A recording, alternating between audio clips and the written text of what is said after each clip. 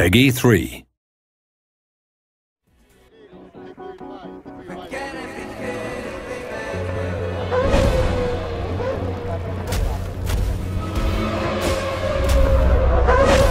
We've got basically three key components that make up the weather system. There's the visual effects, so in the dry it's the iconic heat haze, in the wet it's the visual effects on the camera, on the cars themselves, the rain on the track, the puddles, the surface reflections, the rooster tails, the kick-up spray from the tyres.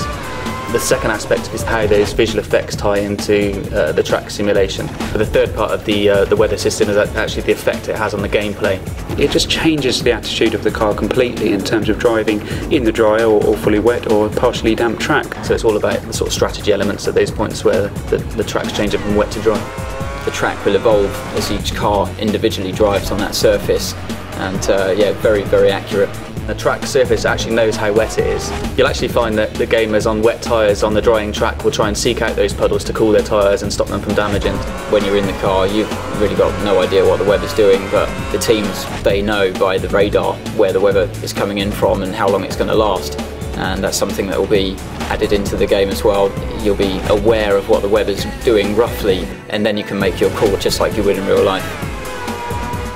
The weather system is set up to be completely dynamic for career. It changes over time.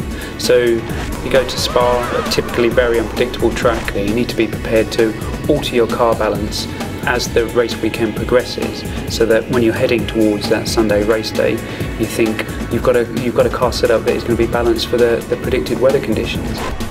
Players can be going along outside the points and maybe they make a gamble, the clouds come in, the sky's dark, and maybe you preempt that the rain's going to come there and you change your tyres early, and the player choice is going to be critical at those stages.